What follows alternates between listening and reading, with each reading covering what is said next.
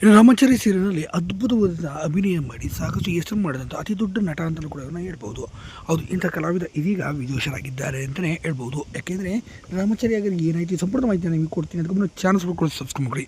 ಈಗ ರಾಮಾಚಾರಿ ಸೀರಿಯಲ್ಗೆ ಬಿಗ್ ಬಾಸ್ಗೆ ದಾರಿ ಮಾಡಿ ಕೊಡ್ತಾ ಈಗ ಸೀರಿಯಲ್ ಅಂತಿಮ ಅಧ್ಯಾಯಕ್ಕೆ ಬಂದಿದೆ.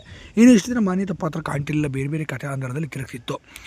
ಈಗ ಮಾನ್ಯತೆಯ ಕೊನೆಯ ಹಂತದಲ್ಲಿ ಬಂದು ರಾಮಾಚಾರಿಗೆ ಚಾಕು ಇರಿತವನ್ನು ಮಾಡಿ ಈಗ ಸದ್ಯ ಕೊನೆಯ ಸುಳಿವು ಮಾಡಿದ್ದಾಳೆ. ರಸ್ತೆಗೆ ತೆಗೆದು ಎಸ್ತೋಗಿದ್ದಾಳೆ ರಾಮಾಚಾರಿಯನ್ನು. ಇನ್ನು ಇದೇ ವಿಚಾರವಾಗಿ ಆತನ ತಮ್ಮ ಅಂದರೆ ಫೋನ್ ಮಾಡಿ ಸ್ನೇಹಿತ ಕರೆ ಮಾಡಿ ಮನೆಗೆ ಹೇಳ್ತಾನೆ, ರಾಮಾಚಾರಿನ ಈ ಥರ ಸಾಯಿಸ್ಬಿಟ್ಟು ತೆಗೆದು ಎಸ್ಬಿಟ್ಟು ಹೋಗ್ಬಿಟ್ಟಿದ್ದಾರೆ ಅಂತ ಹೇಳಿ ಆತ ಹೇಳ್ತಾನೆ. ಇದನ್ನು ಕೇಳಿದಂತಹ ಕುಟುಂಬ ಎಲ್ಲ ಕಣ್ಣೀರು ಹಾಕಿದೆ. ಮತ್ತೊಂದು ಕಡೆ ವೀಕ್ಷಕರು ಕೂಡ ಗೊಂದಲ ಕೊಡೋಗಿದ್ದಾರೆ.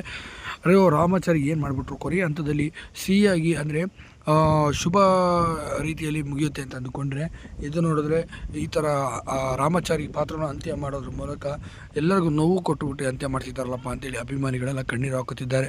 ಸದ್ಯ ರಾಮಾಚಾರಿ ಬದುಕುಳಿಬೇಕು ಅಂತ ಎಲ್ಲರೂ ಕೂಡ ಈಗ ಕೇಳ್ಕೊಳ್ತಿದ್ದಾರೆ.